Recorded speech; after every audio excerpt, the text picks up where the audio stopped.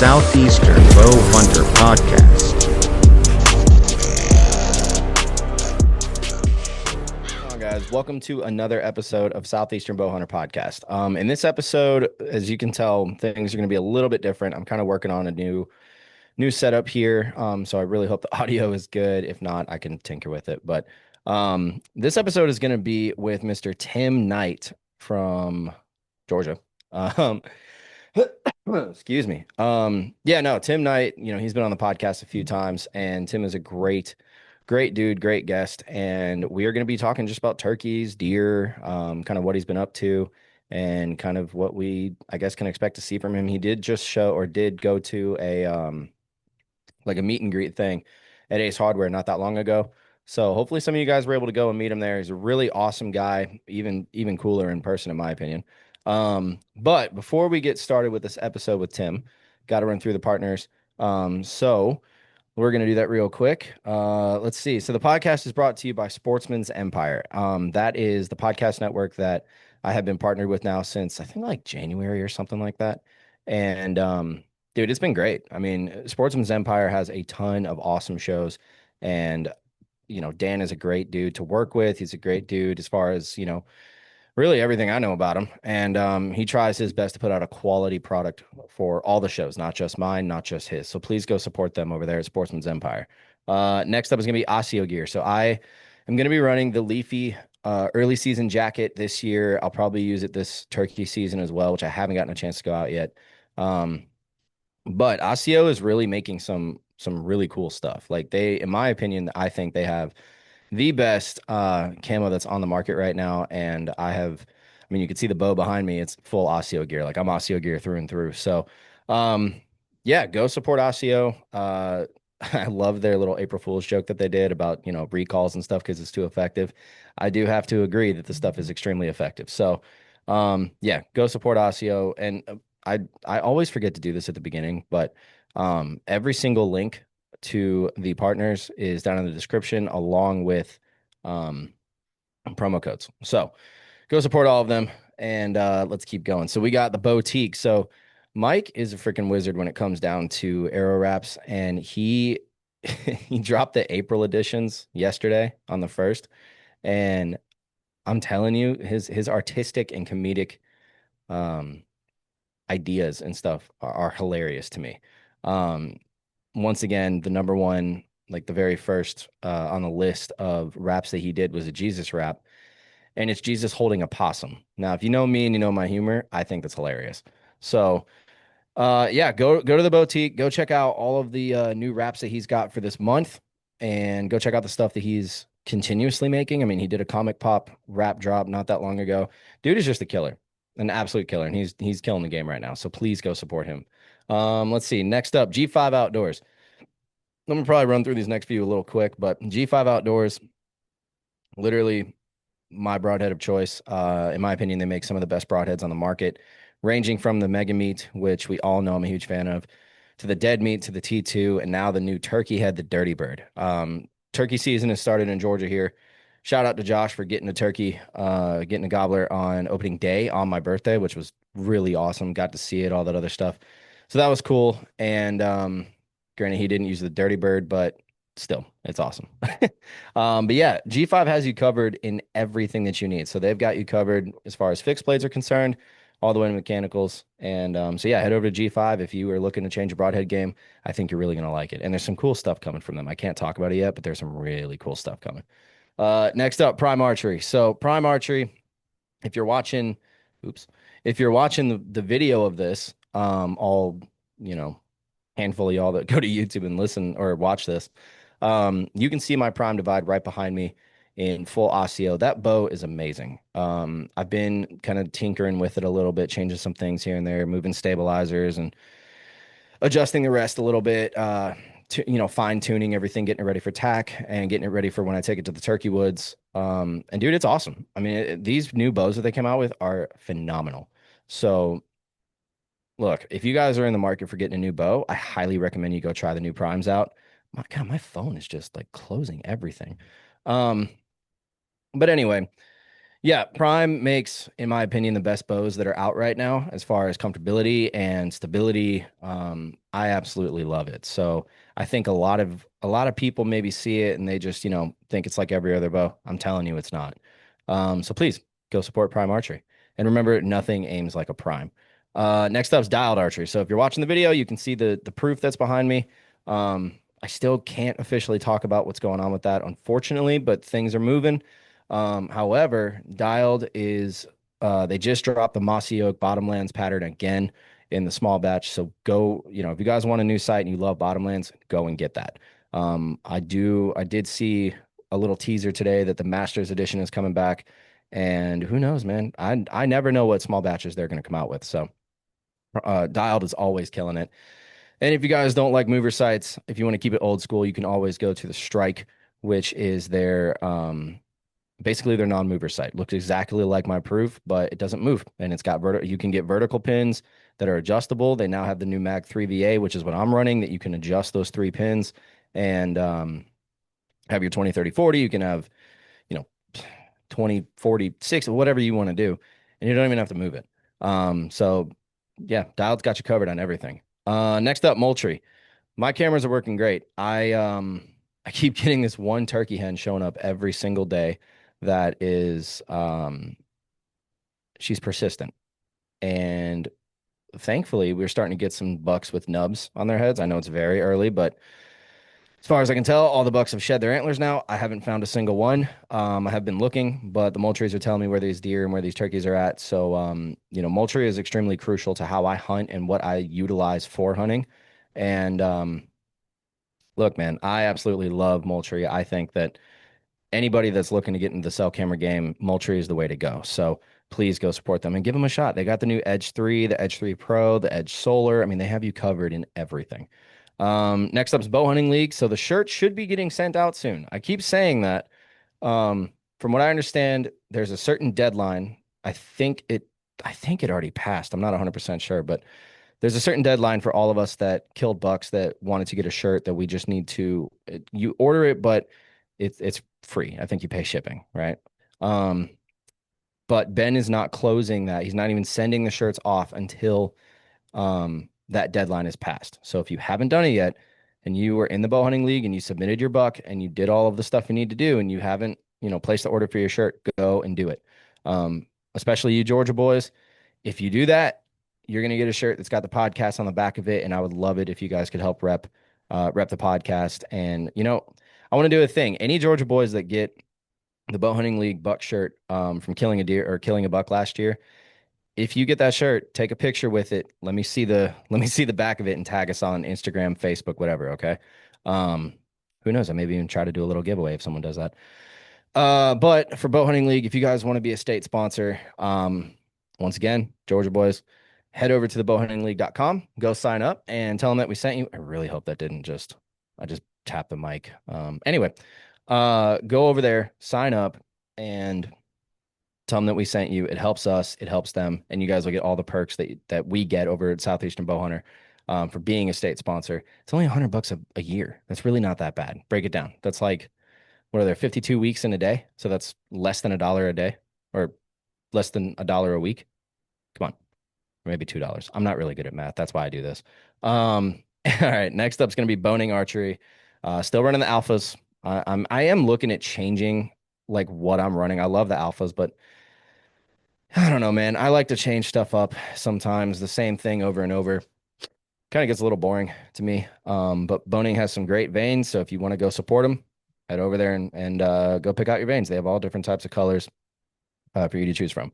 Next up is Scrape Doctor. So next week, the week that this drops, that day that this drops, is when I'm starting my spring deer chore list. So that's knocking on doors, that's planting food plots, that's scouting, that's um, kind of knocking off a bunch of stuff on my honey-do list for myself that I typically try to do throughout the year. But since the wife and baby are going to be gone, and I'm just on puppy duty, I'm going to have plenty of free time, hopefully, as long as work doesn't work me to death.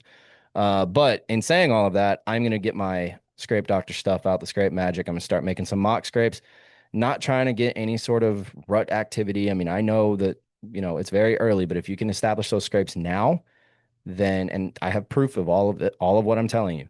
You establish those scrapes now, you will see it come the fall. And I'm going to get James back on here in a month or two, and we're going to talk about all this and sort of do a refresher course on like how to do the scrapes and maybe some new stuff that he's got going on because it's been a little bit too long. Next up, Victory Archery. So finally, after 2 years, actually 3 years of working with Victory now, third year anniversary is coming up in a couple months. Um, I'm finally going to get one of the direct from Victory guys on this podcast. I've been in talks with them. We are going to make it happen. We're going to talk about all the new arrows, and I'm gonna do a deep dive on it. So I'm really looking forward to that. If you guys are going to tack or you're going to come to the bow shoot, which I'm going to talk about that after all the partners. Um, Head over to Victory. Check out Victory. Go to your local shop. Go say, hey, what Victory arrows do you have? Let them show you everything that they've got. Personally, I recommend the HLR or the RIP TKO. Those are the two best arrows I've ever shot. I'm still debating rebuilding some RIP TKOs for deer season this year just because I like them so much. That might be the only thing when it comes down to archery every year that I don't really want to change is my arrows, um, just because they're that good. So Victory has a whole new lineup of arrows. Let's see, they got the HLRs, they've got the VLR, I think it's the Rival. Yeah.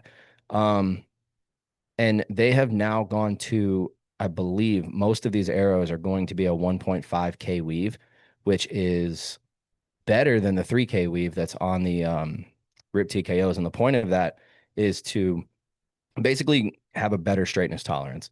Um, I can't shoot well enough to see the difference of it, but they look cool and they're very strong. I have yet to break any HLRs, and I've hit some really hard stuff, and they are still pushing strong. So Victory kills it. I absolutely love Victory. In my opinion, they make the best arrows on the market. So I really think you guys should give them a shot. Those of you that aren't using them. Next up, Catalyst Archery. So was talking with Brian, and there's some things in the works. I'm probably going to be running some different stabilizers, not not stabilizers that aren't catalyst stabilizers.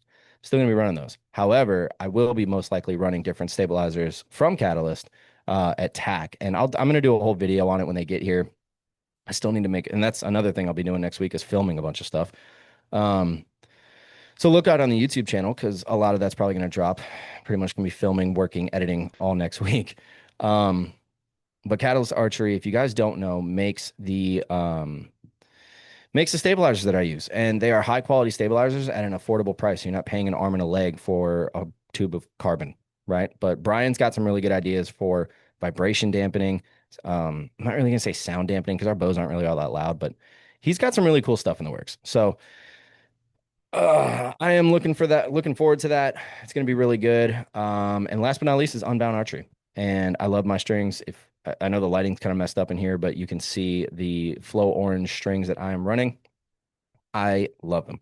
I think that Unbound makes the absolute best strings on the market as far as aftermarket strings go. And so every single one of you that's listening, especially my bow hunter boys, if you need new strings, go to Unbound. He will hook you up.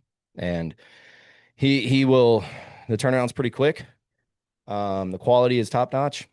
No peep twist. I don't think you have to wax them. I probably have to ask Nick about that, but I absolutely love those strings. And yeah, man. So please go support all these partners. Leave us a review on YouTube and Spotify, and Apple if you're listening on there too. But I want to talk to you guys real quick before I tell you about our Lord and Savior. I do want to talk to you guys about the bow shoot. So we're getting closer. It's gonna be sometime in July. I'm not 100% sure yet when. I'm thinking, my goodness, I'm thinking either July 11th or a little bit later in July. And here's the reason why I'm saying July. Um, the reason for that is because it's closer to deer season, it's outside of turkey season, and a lot of people who aren't like, invested in bow hunting or deer hunting as much as maybe I am or some of you guys listening are, that's when they start really thinking back about, deer and oh, I need to get my bow out. I haven't shot it since last year. So it's going to be sometime in July. Now, what we're doing is, as of right now, we don't have any major partner that's doing a giveaway. Like obviously we're gonna have giveaway stuff. I'm gonna get with everybody and I'm gonna figure out, what to do and how to um who's gonna get involved in the giveaway. I know Brian's gonna be a part of it. I know I'm sure that Mike from Boutique's gonna do it. Osseo did it last year, so I don't see why they wouldn't do it again. But for the, I guess you could say, grand prize, I am going to be giving away my Bear Whitetail Max from my 2023 season. And it's it's literally only been shot um for one season and like halfway in the summer for that. And then I switched over and started working with the prime, so I stopped shooting it. Strings are in really good condition. If you want to get new strings, maybe I can try to work something out on that happening. But we're gonna have 100. Now, what I'm gonna do, I'm gonna make this a little tougher than what we've done in the past. It's gonna be at Clybell, WMA, the 3D range that we constantly keep using. Parking is gonna be very limited, so please try to carpool. However, instead of 100 yards, I'm gonna push it back to 120, and I'm gonna do my best to make it where it's got to be like I really want to have it be competitive for this, right? Or maybe I'll think of something else. But right now, the goal is to have a 120-yard shot. Whoever gets closest to the 10 ring, and what I might do, I might bring a sticker with me and put it on the elk target. Um, that way we have a point of aim that hopefully we can see, or at least we know like what the goal is. Because I think the past couple of years, I'm always like, oh, aim for the 10 ring. And then there's a lot of question on where the 10 ring really is. Or like maybe, you get a couple guys that get close and you're like, oh, well, that's line. Like it's a whole thing. So I'm going to try to make it a little easier. However, the bow is going to be, as of right now, the big giveaway item. And then there's going to be a bunch of other stuff. I know Ace is going to get involved. They always do. Um, and yeah, so that's going to be the bow shoot. Once I get more information and lock down a date, I'll let you guys know. But before we jump into it with Mr. Tim Knight, I got to talk to you guys about our Lord and Savior, Jesus Christ. So I am recording this April 2nd, the day before Good Friday. And when this comes out, it's going to be after Easter and all that other stuff. So I am getting a little bit behind as far as talking about this. But man, what he did on that cross, I want every single person listening to this right now to actually, and whether you believe or not, okay, think about what he went through. I really want people to do the research on what Roman flogging was and what crucifixion was, because I can tell you right now, not a single person listening to this, myself included, could take on what he did. There's no way. What Jesus took on and what he did for us, nobody else in history would be able to do it. And he, you know, people will be like, oh, he's the son of God. Of course. It's way deeper than that. But imagine the type of love it would take to give up your own life that you've never sinned in your entire life, right? Jesus never sinned. He was sinless, but he became sin for us so that we can have eternity with him. And there's days that hits me like a ton of bricks, man. And I'm doing every single thing I can to, live up to what I think he would, out of respect for him, right? Trying to follow his commandments and talk to people about him and talk about it on here. And it's one of those things that we all fall short. And I have days where I struggle and I have days where I don't. And at the end of all of that, he's still there. He's still there. And he's there with arms wide open, like Creed would say. All joking aside, though, I mean, really, he truly is there for us always. And I'm not gonna try and make him sound like some soft, man, because he wasn't. He's probably the most manly man to ever exist. Dude was a carpenter. He walked 20,000 miles in his ministry. Like there was so many things. If you see the Shroud of Turin, you can see the what happened to him. That's the strongest evidence of Jesus's resurrection that I've ever seen. And for those of you who don't know, look it up. It's the burial cloth of Jesus. It has the image of Jesus on it. And there's no way scientists have checked it. They've tried to figure out how it can happen. Nobody can replicate it. It's literally the only, in my opinion, full-on miracle that you can look at right now. You can Google it and you can see it. So I'm just asking you guys to give him a chance. He changed my life. He saved me from a life full of hell, really, and I cannot thank him enough. So that's my preacher moment. Tim Knight is waiting on us. So remember, Christ is King. Go read your Bible and go shoot your bow. Return guest this week, Mr. Tim Knight. Everybody loves when you come on here, man. They really, really do. I feel like I was just telling you, like we always ruffle feathers on here, or really, you do. So I was like, man, it's gonna be a good one. I'm sorry that it was such last minute. So the plan was to reach out and do this like later in the month.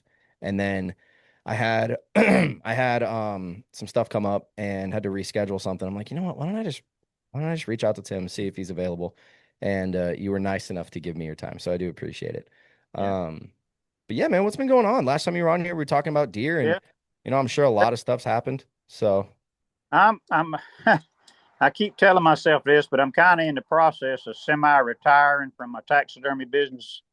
And every spare minute I've had, I've turkey hunted a little bit, but every spare minute I've had for my 3 followers on Facebook, they've been watching me build my trophy room man cave at my house.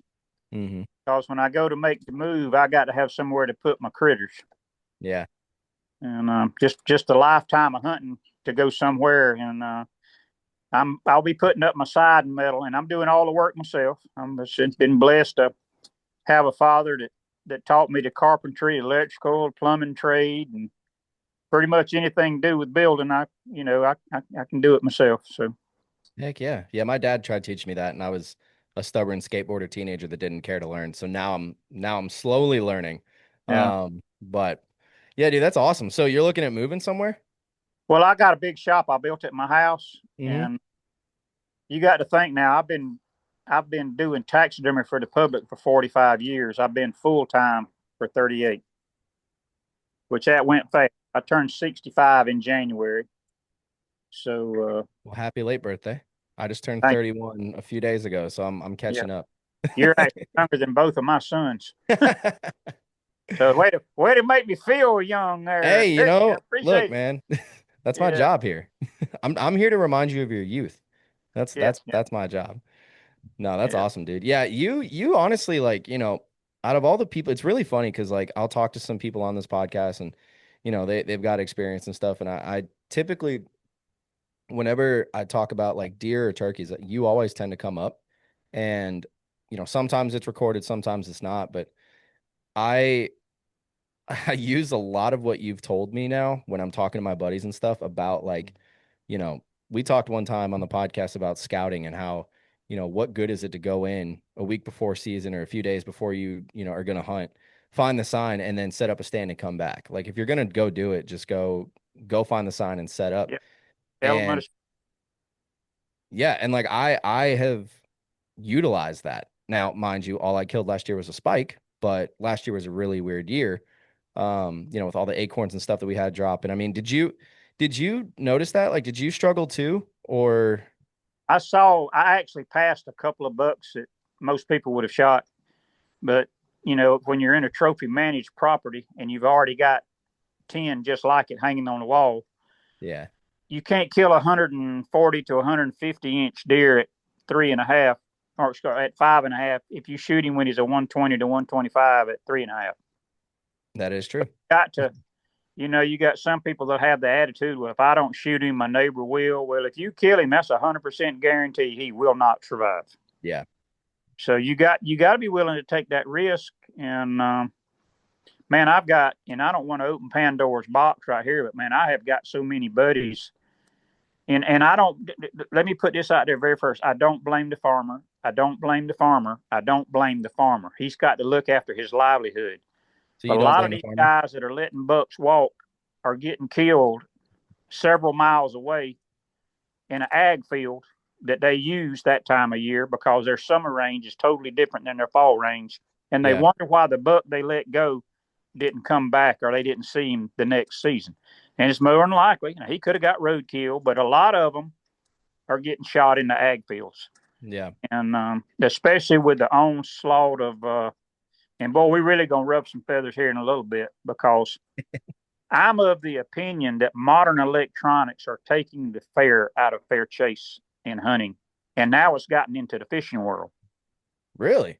So Yeah, when you say that, are you talking about like cell cams or could be cell cams, but I'm talking about the thermal drones. I'm talking about oh, night vision scopes, thermal scopes, yeah. and and I'm not pointing my finger at anybody.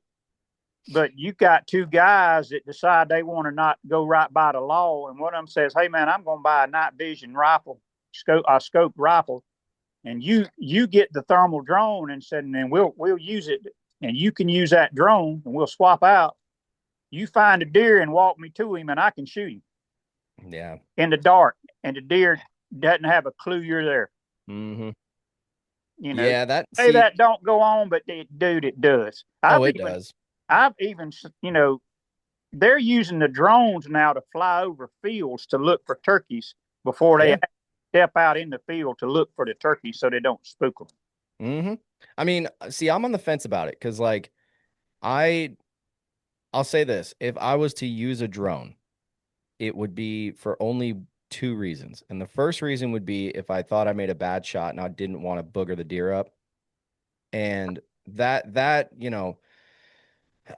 I feel like that should be the main reason why we use them, but For a recovery, looking for a deer, or in the off season, if you want to have a guy with a drone come do an inventory on your property.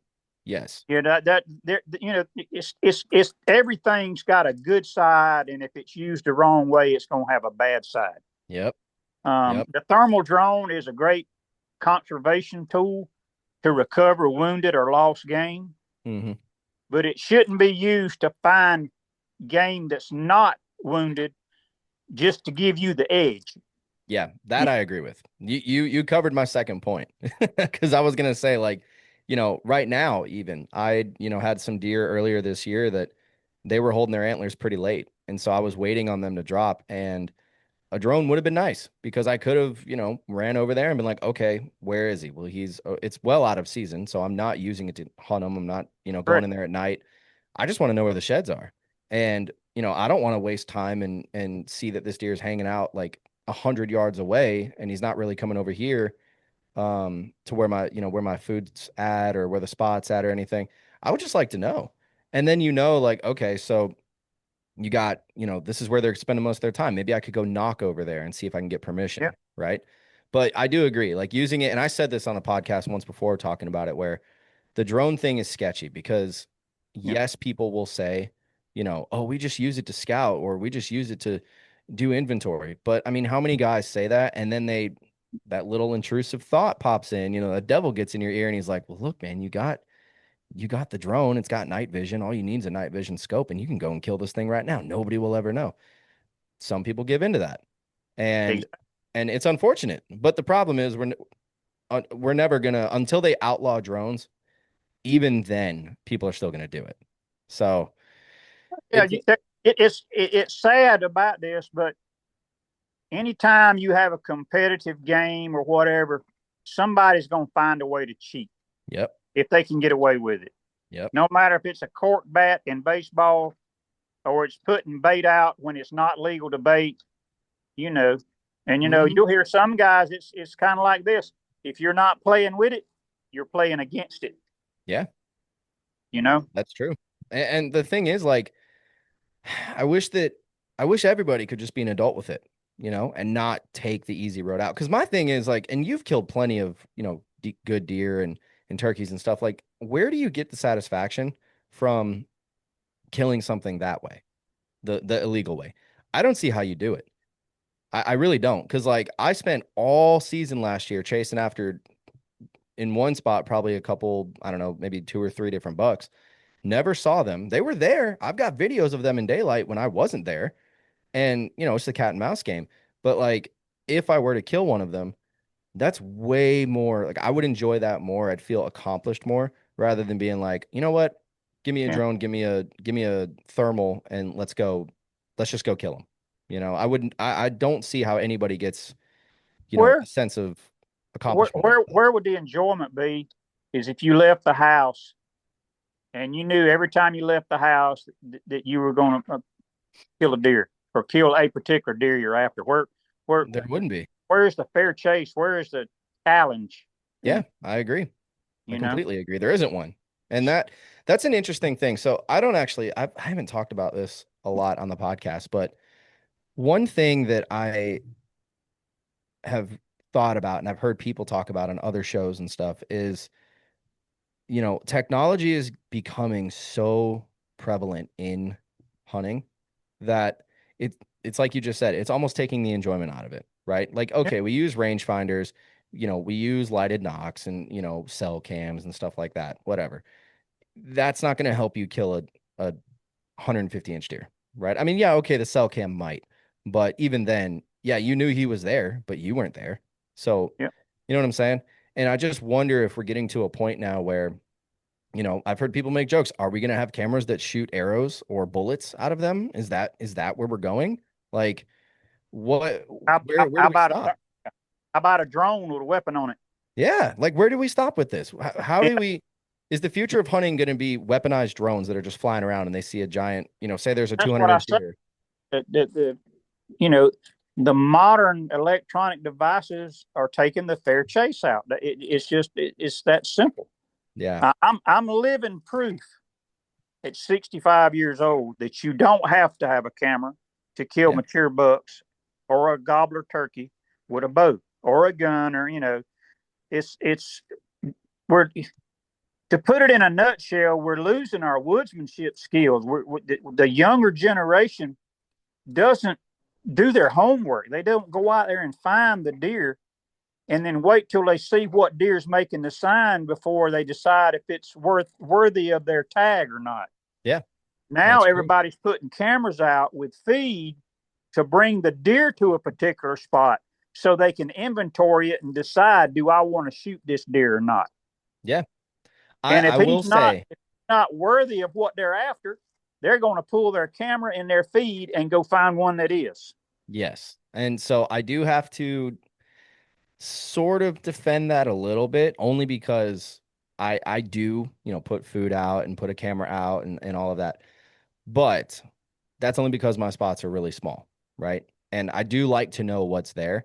But I'll tell you right now, public, when I go hunt public, I used to run cameras. I don't anymore. And I've Yeah. used what you taught me on public. And I can tell you, even though I didn't kill anything or see anything, it's helpful because I go in there and I think back to when we had that one podcast episode and you're telling me what to look for and like how to go about it. And I can tell you it works because the amount of sign that I was able to get onto and the amount of, like the heavily used trail and all of that, I know that if I had more time to hunt in that spot, I would have seen something and potentially killed it. So I I feel like I play both sides, right? Like having a small property. Yeah, it goes back to that point I made. If you're not playing with it, you're playing against it. Yeah. Well, let's say if you got 10 acres to hunt and your buddy next door's got 10 acres to hunt, okay? And you're both trying to kill the same deer. Well, although it's legal, you're going to run as many cameras and as much food as you can so you get the edge.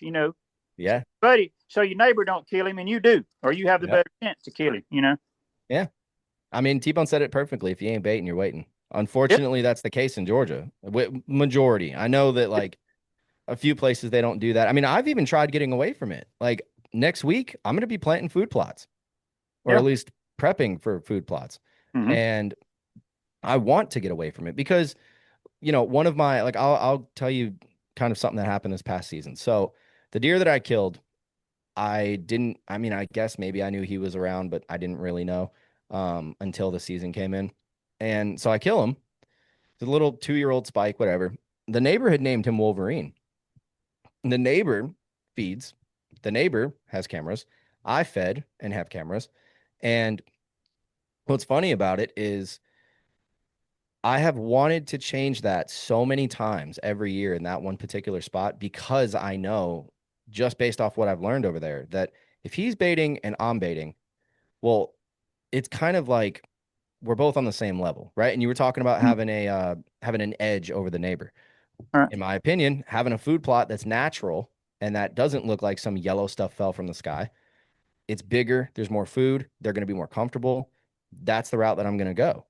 And, if I can do that there and I can do it at a different spot, I don't see why not. Because the one thing I did notice when it came down last season to mature bucks, because I had a bunch of them on this one property, there was like 3 or 4 of them. They daylighted one time on the feed, one time, Mm-hmm. and that was it. And so I started thinking more, and I'm like, okay, I got them on the back of the property. There's acorns back there. They seem more calm, and they weren't daylighting, but they were much closer, right?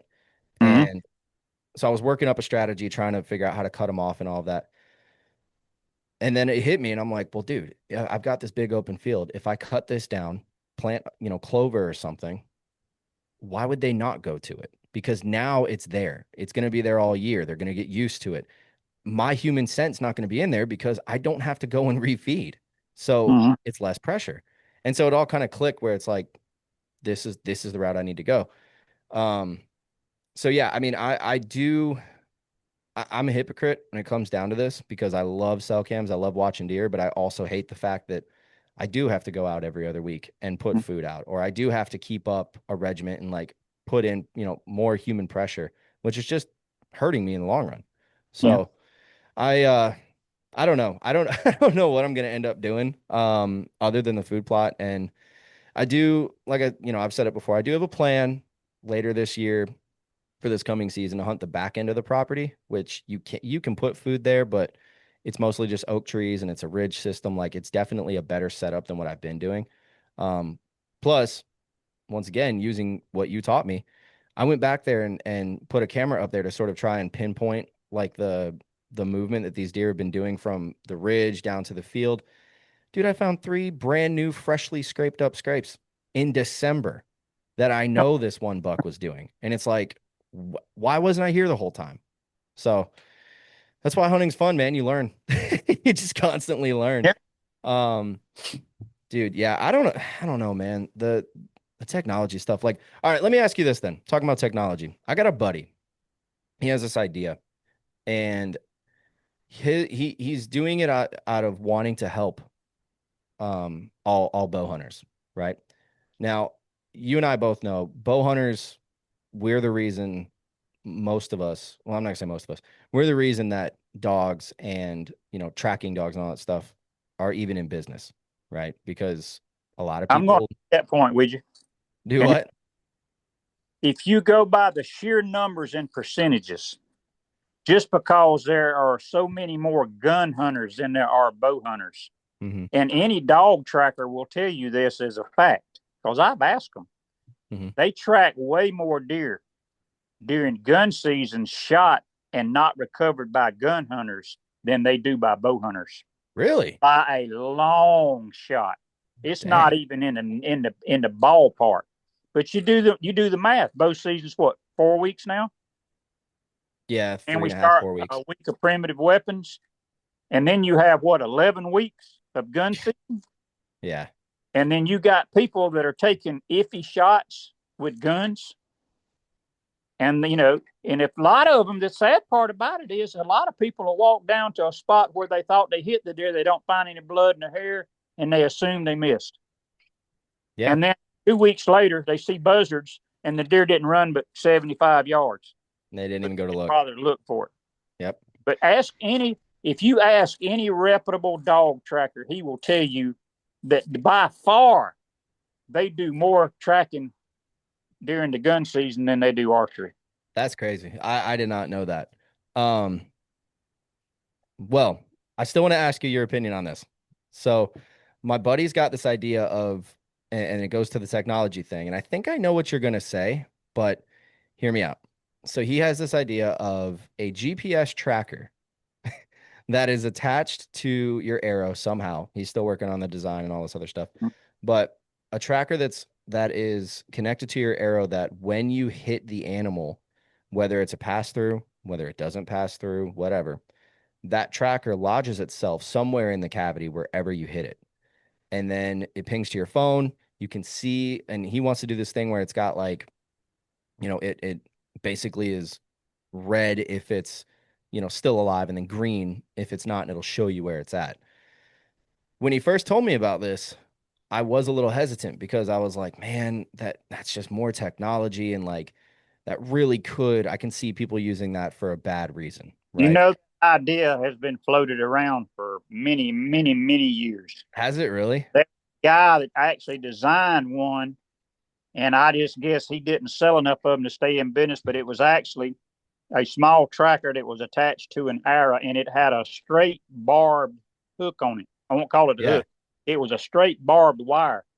So when the arrow went through the animal, that barb stuck in the skin and the tracker stayed attached to the skin as the arrow passed through. That's exactly what he was talking about. Yeah. And so Like yeah, to a T. that's maybe with the new technologies they've got now, it might be possible to do. Yeah. And but there again, I'm all for anything that helps as far as a conservation spot, but I'm, but a lot of the deer shot with archery survive because it doesn't do the damage that an expanded bullet. It's a clean cut most of the time. Yeah. And a lot of time the animal survives that. Yeah. I had 2 deer. One not last season, but the end of the 25 season, shot a doe, didn't recover her. The beginning of the 25 or I'm sorry, the 24-25 season that happened. Then the 25-26 last fall season was a 25 season. Okay, so last fall, then beginning my season, I shot a doe like second weekend of archery opener or whatever, and I mean I knew I hit her high, and the blood showed that, and she survived. I had photos of her like a couple weeks later, and it's funny, man, because like I remember when I first got in this, everybody that hunts thinks they're going to be the baddest thing in the woods, right? And that's the downfall, I feel like, of, I guess, the hunting community. But I was the same way. I went in there and I'm like, man, I got this bow. I got this super large cut broadhead, blah, blah, blah. Dude, I missed my first deer. And that was the most humbling experience I ever had because I'm like, okay, I don't know what I'm doing. I need to practice more, or I need to, change up how I look at it. And like, to circle back to the whole technology thing, I think we as human beings want the easiest route that we can get. And when somebody provides that with you, like you said, a drone, uh, if you have a drone and you have a thermal scope, you can kill anything in the woods and they'll never know you're there. And unfortunately, people are using that. So, I mean, what do we do to fix that? Like, that even if we have laws, people are still going to do it. Well, I actually had this very discussion with a retired biologist the other day that comes to my shop to score antlers. He's a certified Boone and Crockett scorer. And I was told to him the idea that it should be unlawful for you to have a night vision scoped weapon or a thermal weapon in your vehicle during the deer gun season. You cannot possess it. Can't be in the vehicle with you. I like that. Because it just opens the door for somebody to do something illegal, to have it. Yeah. That temptation's, I mean, look, man, I've made jokes on this podcast, and I've probably made them to you too. When I'm chasing a specific deer and he's driving me crazy, I've joked around saying, man, you know what? I'm just going to take my buddy's thermal and go in this because this is too much. Yeah. Obviously, I would never do that, but the fact that I can even joke about it because it's so readily available is the problem. And I'm with you. I'm 100% with you. I think that should be a law. I think that deer season kicks in, you are not allowed to have a thermal scope or anything like that. Yeah, because you'll have some that'll use the excuse, well, I'm hunting hogs. Nope. Yeah.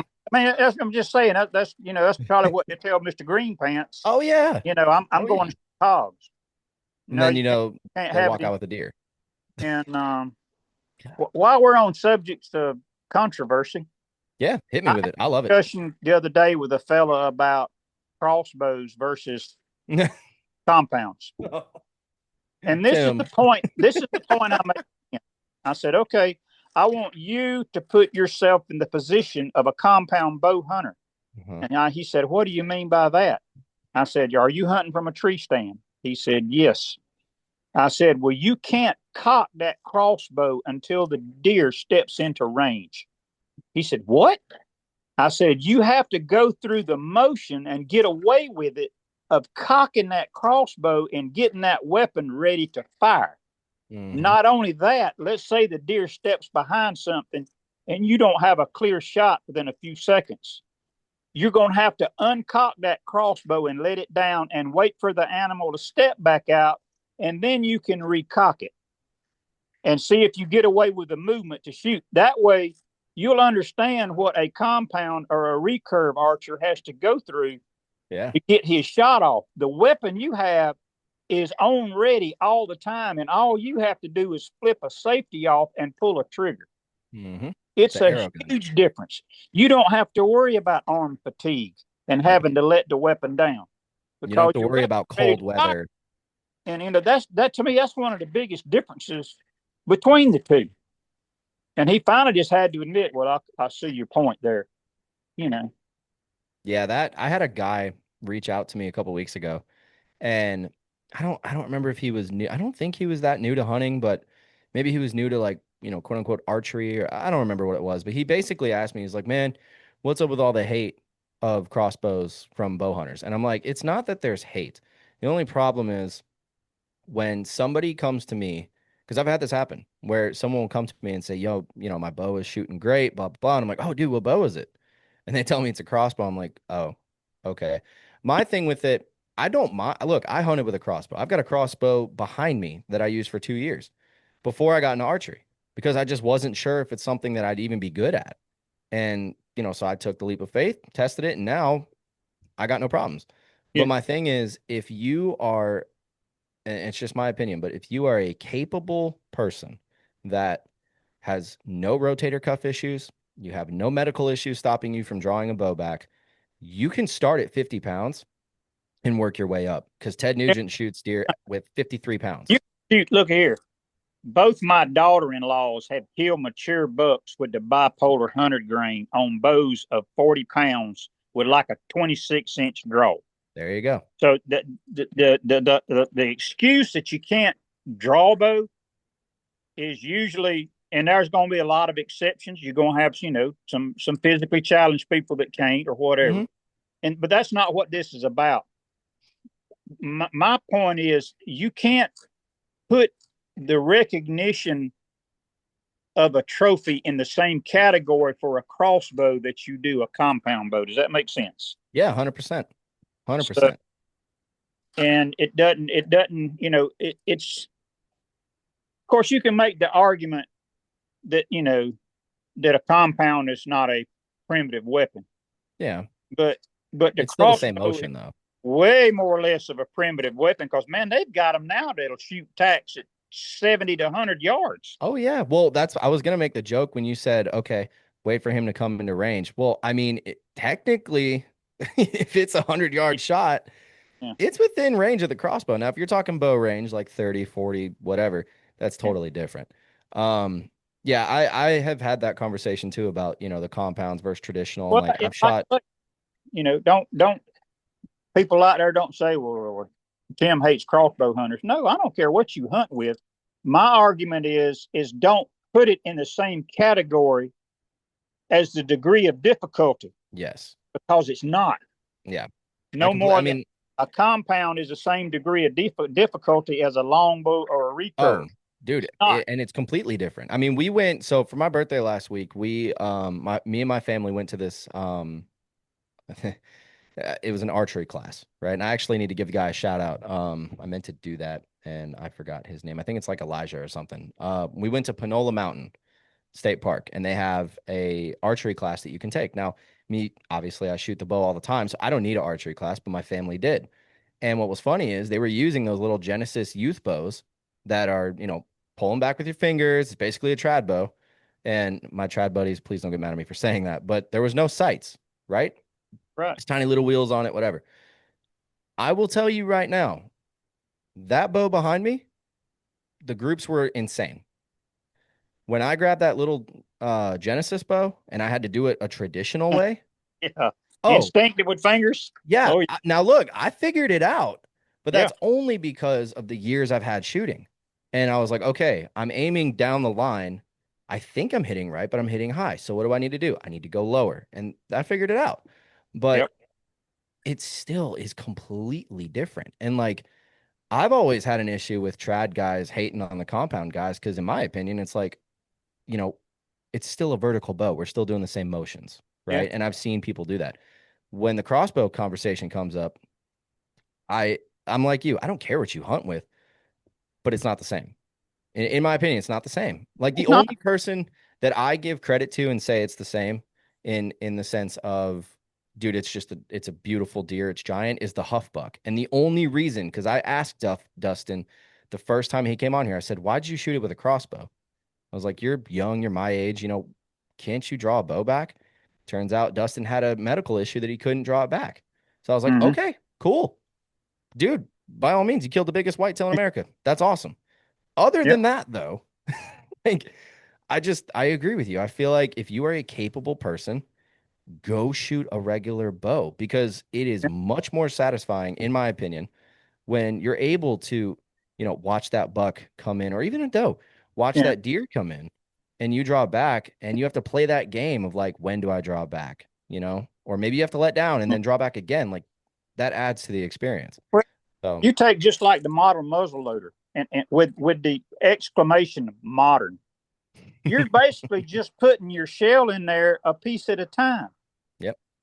All you're doing now is shoving the bullet in from the muzzle in. You see these cartridges now that look just like a shotgun shell that's got your primer and your powder in it. Mm-hmm. And all you're doing is taking the bullet and pushing it down through the barrel on top of that. Yeah. How does that, although it's still a single shot, how is that not a cartridge? I mean, that's it ain't like you're taking a powder bag and dumping powder down the barrel and then right behind it a piece of cloth and behind it is your ball or your sabot and shoving it in there and hoping it don't get down. I mean, it's just we're getting away from it. And it all goes back to square one. It all goes back to, the modernization and modern electronics and all. It's taking the fair out of fair chase. It just is, Yeah, I agree. You can paint that picture any color you want to, but you're still going to come out with the same outcome. So let me ask you this then. What do you think? Do you think we'll ever get back to like the true blue, take the modernization out of it? Or do you think that too many people enjoy the luxury of it that they're just like, well, we're getting with the times. We're just gonna, I mean, I saw a thing the other day and I'm really curious your opinion on this. Did you see that broadhead that they they said is you take a fixed blade and you make it as accurate as a field point because it has these little pedals that go over it. Yeah, And then did you see that that? idea has actually been around a while too, and they did it with a folding expandable. You could take that and screw it in behind your field point, and it folded up over your field points with a rubber band. And but yeah, it's and you got people that's going to come up with ideas about this and about that, and but still, I mean, the leading edge of a field point is not very sharp. No, it's not. It's not at all. Grind it to a fine point. It's still it's more of a punch than it is a cut. Yeah. God, dude, you know what? This is why I love archery because we see the types of innovation that people come up with, and it's really funny too how, and me, I'm 31 years old, right? So I would have never known what the history of like archery and bow hunting and stuff was unless I looked it up, which I have. And I've seen stuff from the past that is now making a resurgence now that everyone's all like, oh man, there's never been anything like this. And it's like, yeah, there has. It was 40 years ago and it didn't work. Now maybe it's gonna work now. I mean, like that, what's that one bow that came out at ATA, the Revolution bow? Yeah. I saw that. I never saw anything like that. I'm like, dude, what in the world is that? Turns out that was a design, the basic design from like the 70s. The concept is, I remember how radical everybody thought that the Oneida screen, the original Oneida Eagle bow, that thing looked like something out of the 21st century. And look where we are. We're in the 21st century and they're making them. It's crazy, man. But it's cool too. I mean, like, my bow behind me, as far as I understand it, is the first hybrid bow that's ever been made. Well, technically it's the second, but a carbon aluminum bow. I don't know if that's ever been done, but to me, that's new. And like, I think it's cool. I think it's the best bow I've ever shot. That's my own opinion.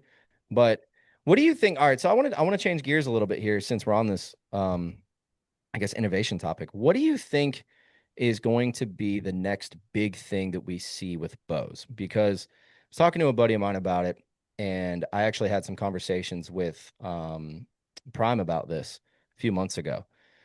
And one of the things that I was saying is I personally feel, just from what I've seen in the past couple of years, that bow companies are starting to hit a little bit of a plateau when it comes down to what we can really do. Yeah. And that everybody is now pretty much going, like, most companies have a tuning system. We're still kind of at the same speeds, the same max speeds that we've been able Well, to hit for 30 years. let's Like, touch on that just a minute. yeah. And I've done a lot of research on this over the years because I've been fortunate enough to do a lot of seminars, talk to a lot of people. For a deer not to be able to jump the string at 20 yards or duck the arrow, so to speak, your bow's going to have to be shooting over 800 feet a second. Which will never happen. We're not even halfway there yet with a pound.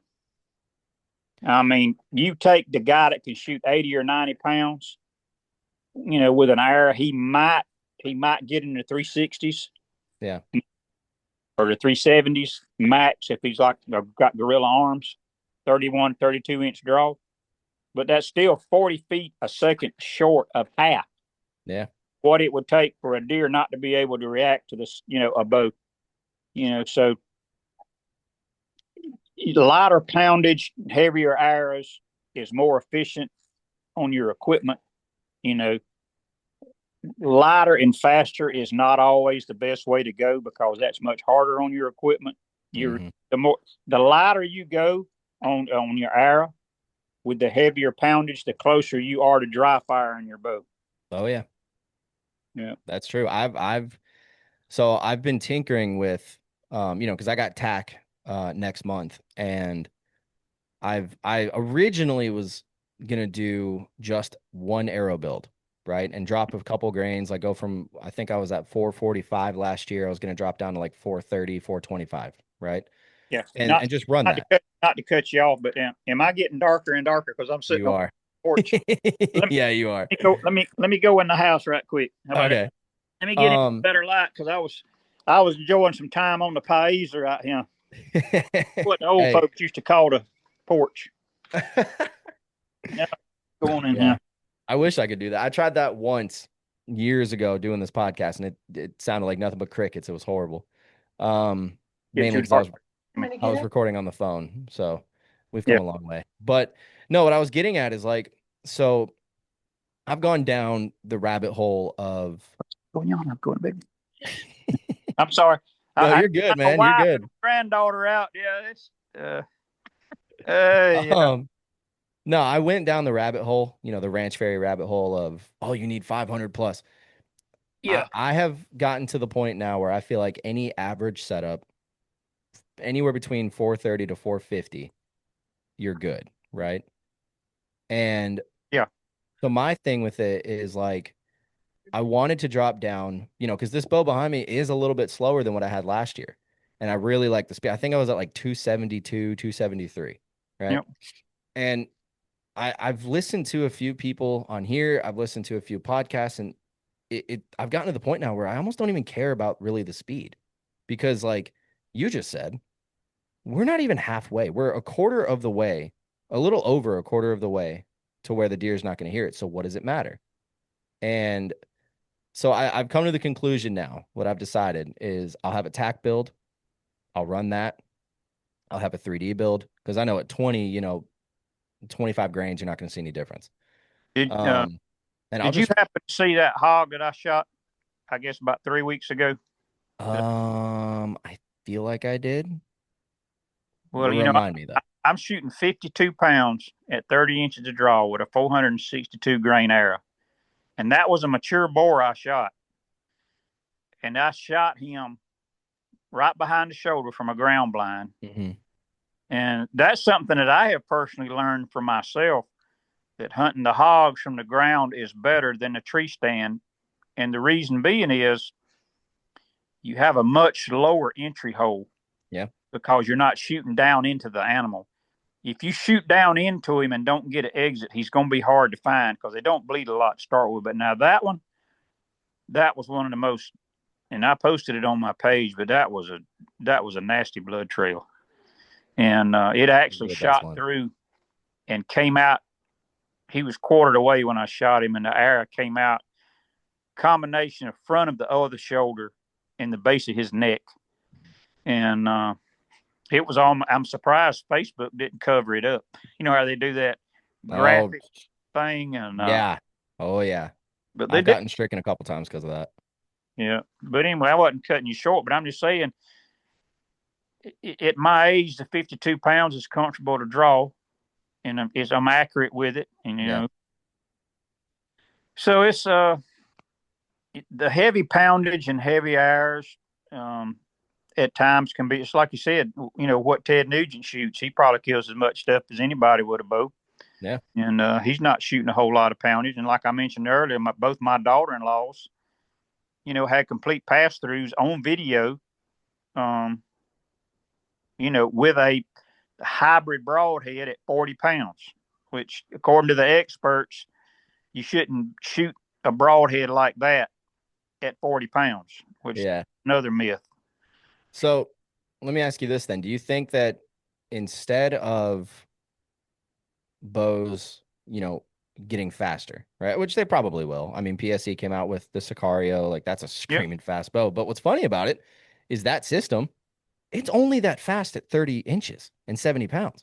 Once you start dropping that down, you're losing a lot more than you would if you took my prime and dropped it. So I think we're going a little bit towards that direction with some companies, but what do you think that we might see a day where, say, like Prime or Matthews or something or Hoyt come out and say, hey, look, this 60-pound bow is still shooting 340 because we've gotten this system so efficient. And now you can draw a lower poundage, still get the speed that you want, but you don't have to, because, I've struggled with it. Like I've had a couple bows that, it's cold outside, deer's in front of me, I try to draw back and I just can't do it. Now in the summertime, I have no problem. But and that it's happens 32 to a lot degrees. of archers. I just wonder if that's maybe the route that we go, because we are getting to the point where, okay, Darton, perfect example. They have cam tuning and timing tuning. Mm-hmm. They have integrated systems. What else do you do? Yeah. I mean, really, what else do you do? Question. Just may ask this general archer question. What is the advantage of shooting a very heavy pull bow or a heavy arrow when we just discussed that you're not going to be able to shoot anything fast enough to beat a deer's reaction at 20 yards? The only things you're gaining is the ability to have less arch in your arrow at long distance, and this is the reason that overdraws came along in the 80s. Yep. Because people shooting 3D tournaments wanted to shoot something lighter and faster so they could misjudge yardage but still hit the kill zone. Mm-hmm. That's the only two reasons. And I've preached this forever. 3D archery is great, but it's a game. Yeah. You're shooting everything from the ground from a stake at known or unknown yardages. That in no way teaches you how to hunt a wild animal. That's true. I remember you saying that last time. Any pressure, you're not under a timer. You have the ability to draw back aim, and if you don't like it, you can let down and do it all over again. But on average, in time, you'll have about 7 seconds from the time you see an animal or a turkey or whatever to draw, judge the yardage, and release that arrow before he steps to where you can't shoot him or it's a bad angle. You just got a timed thing. So imagine if you had that at a 3D tournament. Say, all right, as soon as your foot touches that stake, you got 7 seconds to get drawn, aim, and shoot. You're not going to have time to look at the kill zone with binoculars. Yep. You're not going to have time to play with your sight distance. You're going to have to get up there and get busy. Or time's up. Yep. That's an X. 0 on the target. That would make it way more interesting, personally. I know. So one of my buddies, Josh Jones. Situation. I mean, you're making it live. It's if that's possible. And I understand you can't put people, in elevated stands at 3D shoots because that's a liability issue. I get that. Yeah.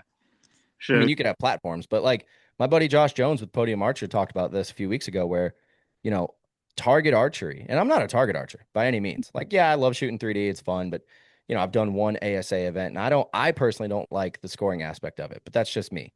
I get very competitive. I know better, right? But I do agree. And Josh said the same thing. He's like, there needs to be a way to make it more interesting. And that, I Yeah. think, if you have a 10-second window where in that 10 seconds you can do whatever you want, but if that buzzer goes off, you get a 0 on that target. I think that's a great idea. I would love to watch There's that.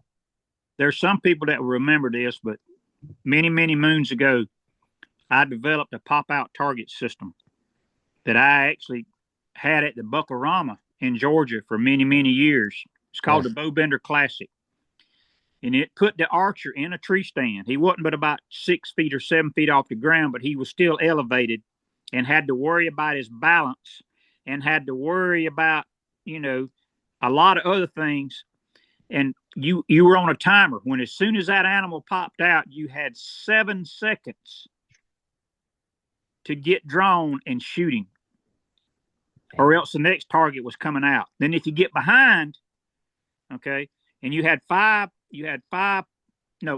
pop out targets on one side, 4 on the other, and then you had one that ran on a track from left to right or right to left from point A to point B, and Oh, you wow. shot that target moving. Well, that'd be hard. Yeah, but it's there again. It was a game, but Yeah.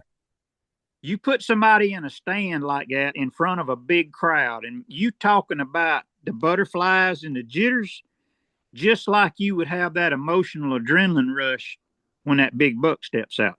Yeah. I mean, you could even do this. Someone could even do this as like a timing, or not a timing, I'm sorry, a training method. Oh You yeah, know, we and I did might even do it this. years, and that was the whole point of it. Yeah. Mate. And in fact, I even traveled with the ASA circuit with it for the first couple of years. And they just That's didn't want to the take it up. first year. I'm trying to think of the guy's name. Pennzoil was the main sponsor then. Oh Lord, I can't. I'm having a brain cramp right now. I know his name good because he had an That's okay. outdoor show. Wayne Pearson, finally. Mhm. Yeah, Wayne Pearson was over the ASA then. Yeah. And back then, I actually shot some. I shot with Randy Ulmer, Jeff Hopkins. Oh, Uh, wow. I shot with Ginger and Jesse Moorhead, Jackie Caudell. Yeah, way before any of these younger folks come along. You know, Way before the Levi Morgans and the Levi wasn't even Jesse born. Broadnacks. Levi Yeah. was born then. That makes me feel really old. So, Sorry. That's like but the third time yeah, I've done that. but yeah, it's with the archery thing, I think people do get caught up too much on speed. Yeah. Or I don't know if it's something they want to be able to brag with. I'm going to pull 80 pounds. Well, why? Yeah. Well, that's what I was going to get at is like, I can argue both sides because I will, and maybe it's just, my overthinking, but like, I do kind of subscribe a little bit to well, you're not going to beat the sound of the bow or the arrow, but the faster you can get the arrow to the animal, the better, right? Less time for it to move, whatever. I agree with that to a point, but then the 80-pound thing and like especially with Hoyt coming out with the new AX90, I think it's cool. I'm going to try to draw it back when I go to tack, but Let me ask you a question. What's better, to get the arrow to the animal quicker or quieter? I mean, quieter for sure. Okay, so how would you do that? Well, lower poundage, heavier setup. Ding, ding, Yeah. ding, ding. But not everybody thinks that way. I talk to people about this all the time too. I said, well, let me give you just a little illustration. If I could stand you 20 feet across the room there, I got a ping pong ball in my left hand. I got a golf ball in my right hand. I can throw that ping pong ball 100 miles an hour, but I can't throw that golf ball at 50 miles an hour. Which one had you rather me hit you in the head with? Dude, it's so funny you say this. I literally just had something very similar to that get brought up to me like 2 weeks ago. Yeah. Definitely, I would rather get hit with the ping pong ball, but I know that golf ball is going to hurt even more. The Oh, the yeah. the argument I was given was ping pong ball and a bowling ball. Which one's, Yeah. they're moving the same speed. Which one's going to do more damage? Yep. And that is why. I have gone back to, I'm just going to run what I've been using. Because, I feel like 445 for my setup and Yeah. everything that I've got, it hasn't let me down, Yeah. right? Like the buck I shot last year, bull pass through. It took me 20 minutes to find the arrow. And that's 70 pounds, 28 inches. I think the bow's IBO is 334. I was shooting 270. Like, People need to get it's away enough. from the term kinetic energy in archery. They need Yeah. to learn the term momentum. Yep. And I'll Yep. give you another example. Let's say I can stand on the eave of my house and you're standing on the ground. Hmm. I got a red brick in my right hand. I got a concrete cinder block in my left hand. And I can drop them off the roof. Which one had you rather me drop on your head? The brick. The brick's going to do a lot of damage, but that cinder block's going to drive you in the ground like a tent stake. Yep. That's why a semi truck, a freight train are so deadly, even at slow speeds. It's Yeah. because of the weight and the momentum that drives them. So do you think though, because you know how people are, and this is for everybody that's listening, because you and I think we know the answer to this, but for the people listening that might be hearing this and being like, oh, well, I was shooting 450 last year and that I need to go heavier. Do you think there's too much? Do you think that somebody can take it and go way to the extreme to where Well, it's for me really negatively personally, impacting? I told you, I don't know if you know my full setup, but I'll tell you my personal setup at my age. Now, I shot heavier poundage when I was younger, but you want the bow to be fun to shoot and to be comfortable. Mm-hmm. And what you have to consider is shooting in your yard in shorts and a t-shirt in the summertime is way yonder different than being bulked up with heavy clothes and you've Yep. been sitting in sub-freezing temperatures in November or December for 2 hours before that animal shows up.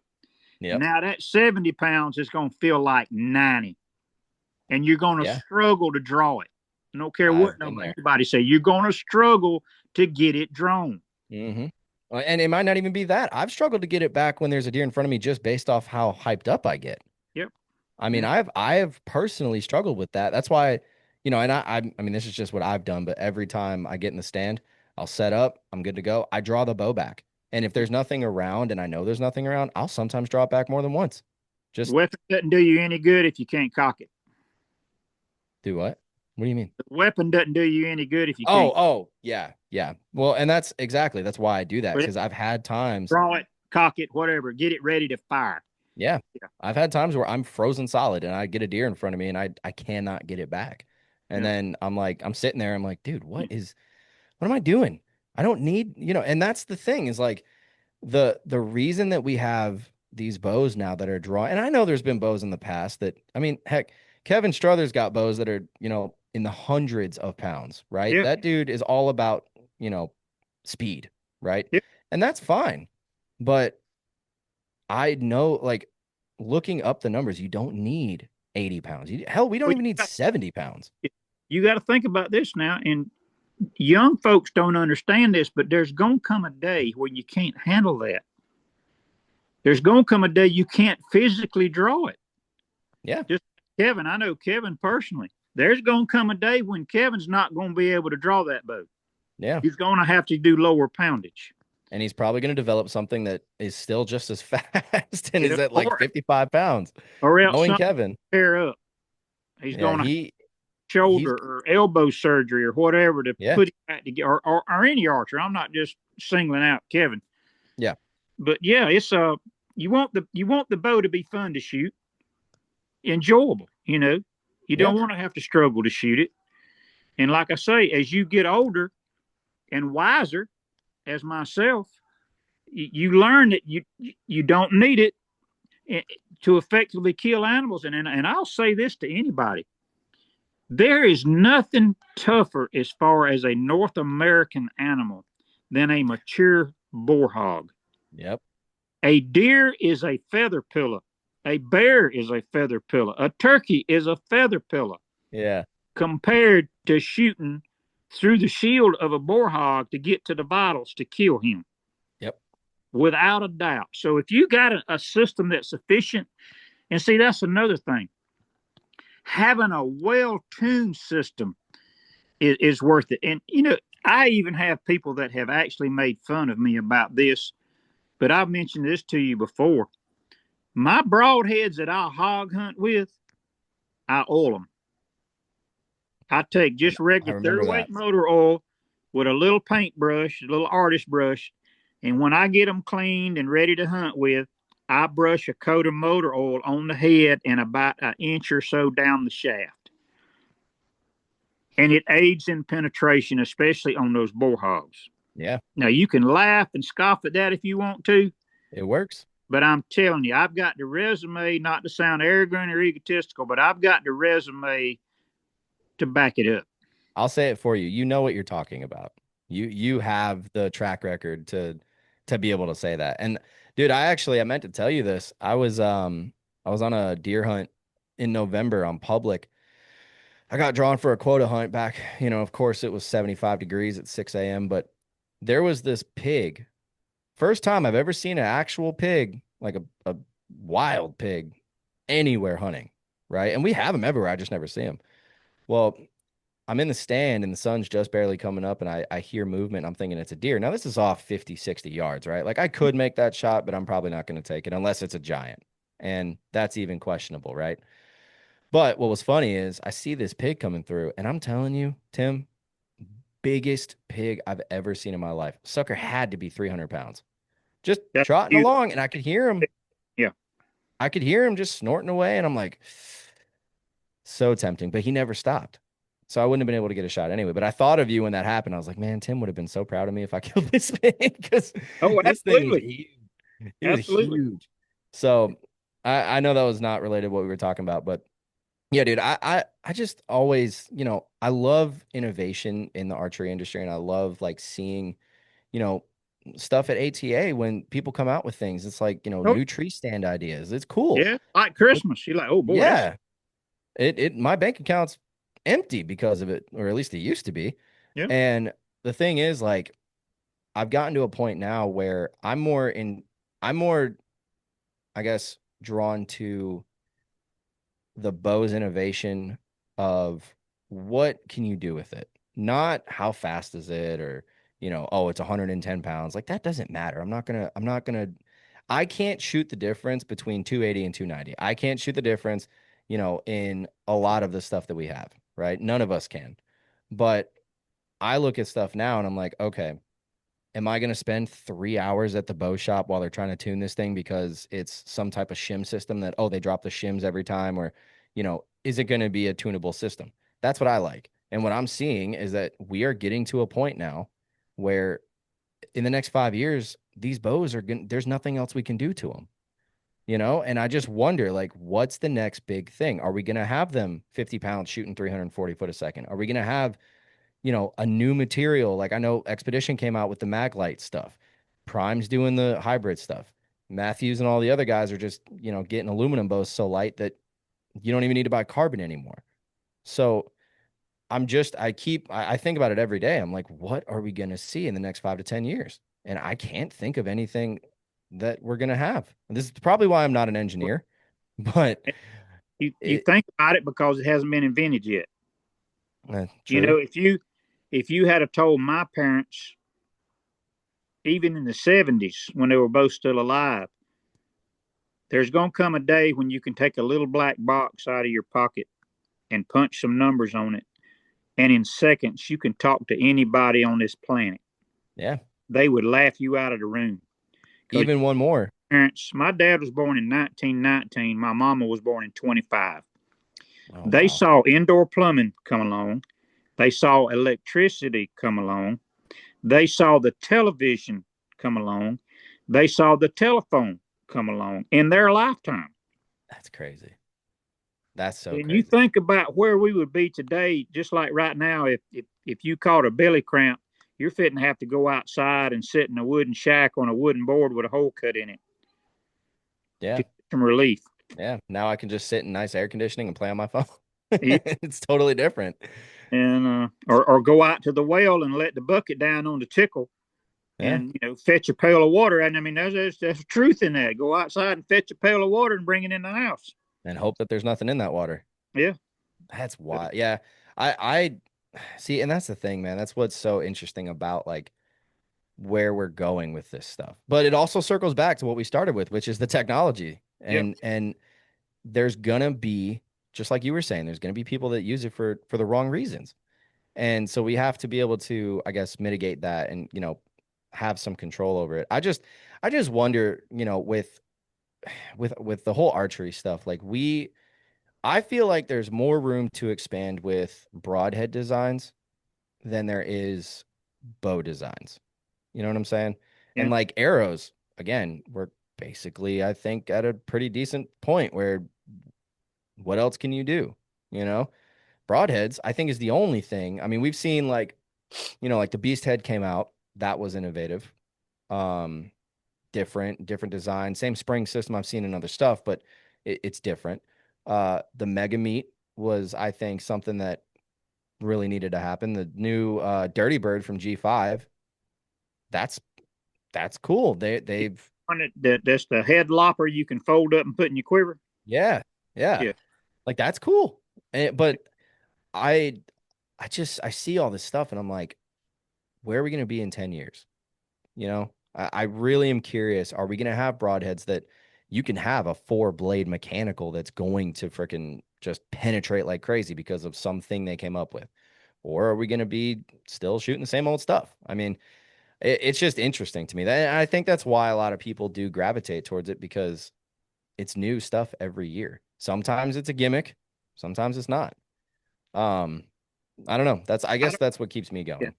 I don't think we're that far away from individuals having drones that they can fly in, like a personal helicopter. That would be crazy. There's no way they'd let that be legal for You're hunting. probably, I might not see it in my lifetime. You're going to probably see it in yours. That'd be wild. That would be so wild. The only time I think that'd be okay is if you've got someone that like, is a paraplegic or whatever and they can't walk and they're just gonna float along like one of those Star Wars movies. Yeah. Like Yoda and his little thing and he's Yeah. just gonna kind of cruise on through. That'd be cool. But can you imagine that? Can you imagine seeing someone in that and it's all camoed out and they're they're just floating there? They got I can see a that. Yeah. crossbow. God, dude. Yeah.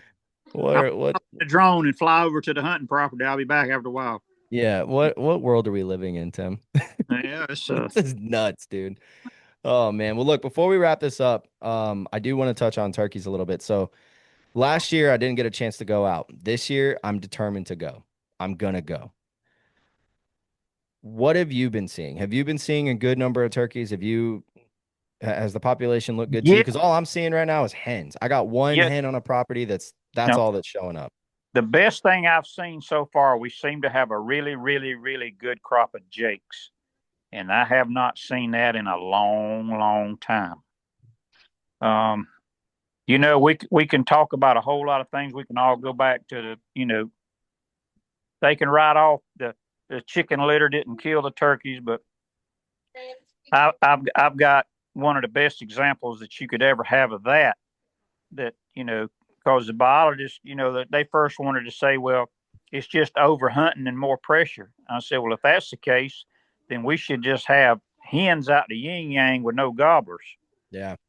But no, the turkeys, the population is down on both sides of the sexes, the hens and the gobblers. Mm-hmm. And when they put, and I did a bunch of research on this too, but you got to think about this now. And this is some factual stuff. If Georgia was a country, Georgia, if it was a country, would be the 7th largest poultry producing country in the world. That's how many chickens they raise in this state. Tractor Supply makes me believe that. Name me one restaurant you can go into, whether it's fast food or sit down and order. Name me one restaurant that doesn't have a chicken product on the menu. Yeah, I can't think of one.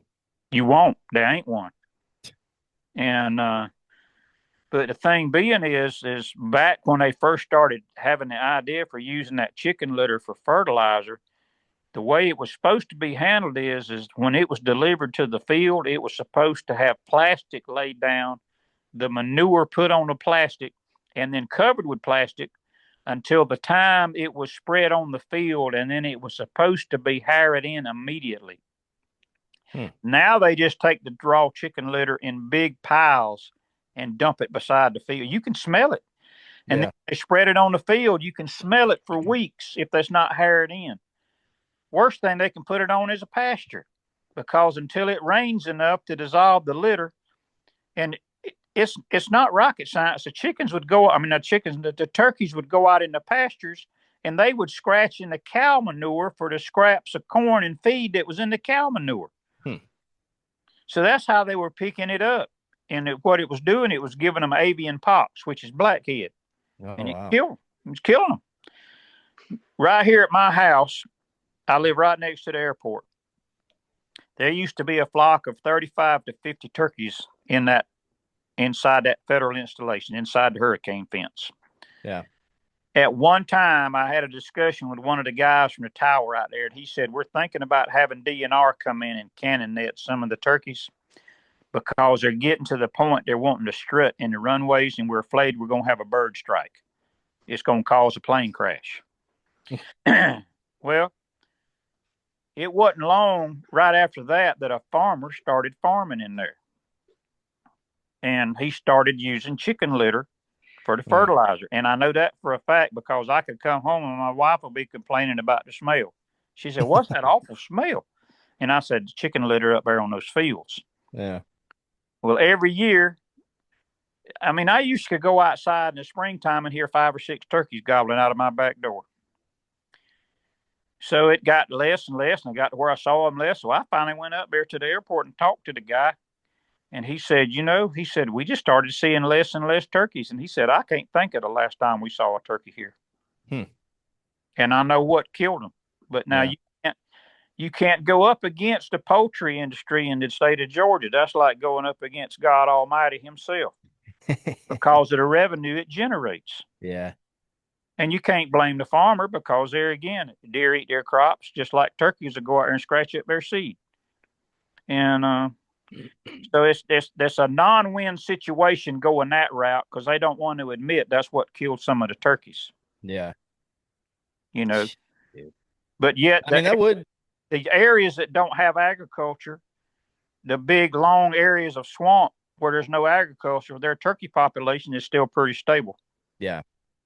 Yeah, I can think of a few places that are like that. I mean, the one spot I'm talking about there, it's just a hen. I mean, I'd laugh now when I see her because she comes up, looks at the camera. I've got food out there. I don't plan on hunting over it, but I'm trying to keep the deer around. And it's so funny, dude, that she'll just pop up, look in the camera, and she's the only turkey that's over there. And I'm like, where's the other guys? Now, in another spot, I've had plenty of jakes, a couple toms, some hens and stuff cruising through. There is ag over there, but it's far enough away from it that I think they, I don't know how far turkeys travel, but I don't think they're going to go that far. And there's a decent population there. I never even thought about the fact that fertilizer could be what's causing that. Because around this other spot with the one hen, dude, it's farms, nothing but farms. It's just cow pastures, and I think there's a hunting club down the street where they maybe have some food plots and stuff. I doubt they're putting stuff in that, but even then, you still have a ton of farming land around there. I mean, I live next to a farm, so that's crazy. I never even thought. And you can't blame it just on that, but I mean that's a major player. But think about there's no money in the trapping industry other than some of these pens are paying guys for coyotes. Yeah. So nobody's trapping the predators as a whole, and your number one nest predator for turkeys is a raccoon. Yeah. But you got a ton of raccoons. Anything from a rat snake up will eat a turkey egg. If you've got wild hogs, it's going to be hard for a turkey nest to survive because they'll find everything in the thickest spot that hen can get into. So do turkeys nest on the ground, or do they nest up in the trees? No, they're ground nesters, just like a really? quail. Yes, I sir. did not know that. Yeah. Wow. Yeah, they don't nest in trees; they nest on the ground. So what do we do then? I mean, what's the solution that is a logical solution that we actually could potentially see happen to get these numbers up? Individuals can do is have an established trapping program on your property and remove as many predators as you possibly can, from coyotes to bobcats to fox to Well, mainly the raccoons, and now you can trap raccoons year round and possums. There's no Oh, secret really? to them. Yes, sir. I did not know that. Do So you possums? put them little coon cuffs around your feeders, and get them little bite-sized marshmallows and make a snow cone in it, and you'll catch every coon out there. That's so funny. Coon cuffs. That's what Never they're heard that called, coon before. I cuffs. never heard that before. Yeah, dog-proof trap is the, I think, official name, but the Yeah, common name is coon cuffs. that's funny, Because dude. he sticks his hand down in there to get them last few marshmallows, and that's Yeah. the huge, really little bite-sized marshmallows. Hmm. And when he grabs that lever down there, it catches his arm way up on his leg, so he can't chew it off. You know, back in the trapping days, if you use like a number 2 steel trap, foot trap, if he stayed in that trap long enough, apparently when it cut his circulation off, his foot would go numb and he could just chew it off without feeling it and get out of the trap. That's crazy. But now imagine when the feeling come back, he probably wasn't too happy. Yeah, that's But that happened a lot for people trapping back in the day before they invented that, that dog proof coon cuff. It said dog, he can't grab, he could put his yeah. foot in it, but he can't grab that lever. And that's what trips that trap is when they grab that lever and pull up on it. That's crazy, dude. I don't really know much about trapping. Like I could talk deer all day. I'm starting to be able to talk turkeys a little bit, but trapping, I've never done it. It's a good environmental tool. No doubt. Yeah. I might have to get into it then. I mean, see, that's the problem with me, man, is like I got a soft spot in my heart for raccoons. I freaking love them.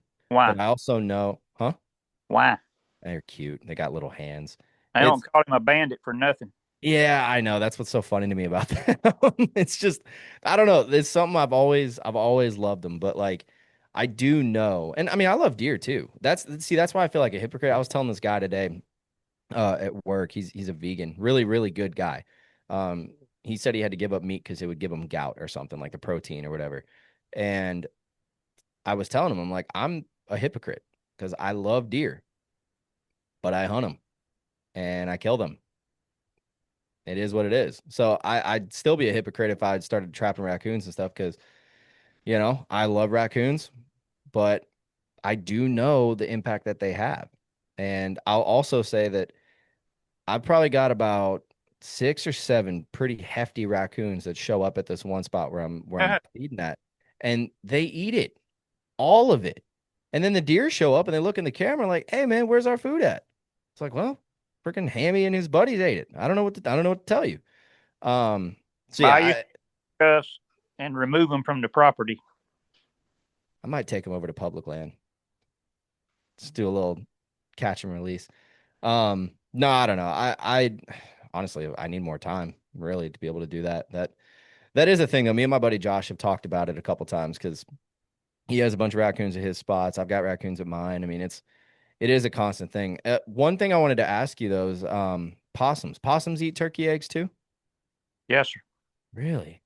Dang, Yep. it's like everybody eats the turkey eggs. Anything from a rat, snake. That's what I'm saying. You might think those raccoons are cute, but one raccoon can eat a whole turkey egg nest in just a matter of a minute.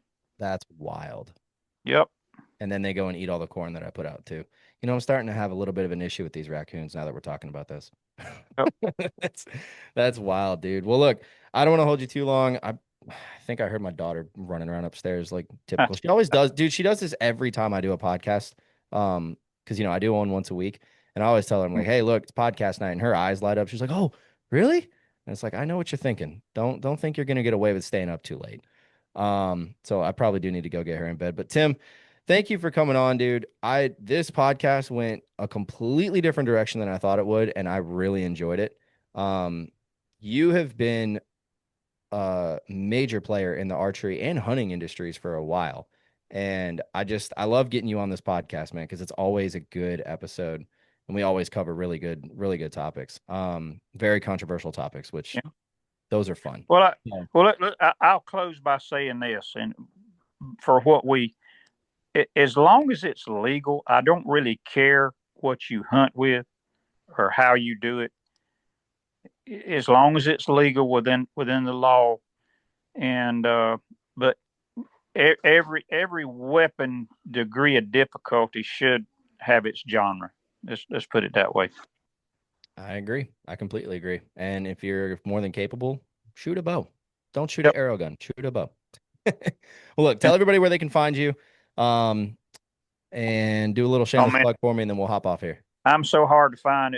I mean, you can look me up. My avatar is Tim Knight on Facebook. I'm standing there with a mounted turkey. Bipolar Broadheads is on there on a Facebook page.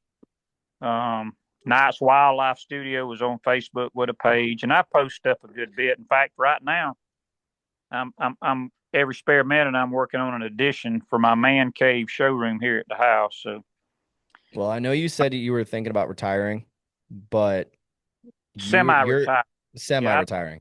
I'm not going. Hopefully, as long as the good Lord gives me the help to do it, I'm gonna keep doing what I'm doing because I do. There's an old saying that if you find what you like doing in life, but find a way to love doing it, you'll never work a day in your life. And Yep. there's a lot of truth in that. I've been very blessed. I've been doing work for the public for 45 years, and I full time for 38. Well, you have been killing Started it. I started as a hobbyist in 1976 when I was a sophomore in high school. Oh wow. So I'm see, dude, you can see it though, because in your work, like I've got you up there with the top three best taxidermists that I know. And Mm, I see you posted on Facebook and like the quality, phenomenal. So mm. I know you're talking about semi-retirement potentially, but if anybody wants to bring their stuff to you, I highly recommend it because it is very good quality. It looks exactly like the sucker walked right out of the woods. So, Well, thank you. Tim, thank I'll you. $5. Yeah, Hey, for look, that. it's worth it. It's worth it. It's worth it. You know, you get what you pay for, right? But yeah, that's man, seriously. that's an underrated statement right there. Yeah, Yeah, dude, I could go on and on about that. But yeah, man, thank you for coming on here. I want to do so if you're down for it, sometime this summer, probably late summer, I want to do a little deer season refresher. sure. Because it's been, I think we did one episode. How many times have you been on here now? This is your fourth time, I think. Yeah, I think fourth total. I think Fourth. we've done like Okay. two turkeys and two deer. Yeah. Okay. So what I want to do on the next one we do with you is deep dive into deer, sort of refresh people up, maybe some stuff that you've learned since then, and get everybody ready for deer season. Because honestly, man, it's already April, and I can't believe it's already April. I'm getting away from here now. Yeah, we're 5 months away from deer season already, which is nuts. It So is. thank you for coming on, Tim. You're an absolute Sure. treasure when it comes down to really everything. I love talking to you. Yeah. Um, and I know the people love hearing you on here. So thank you for coming on. And for everybody listening, remember, go read your Bible and go shoot your bow. Everybody, good luck this turkey season. Hope. Yep. I'll be out there myself looking for number 105. There you go.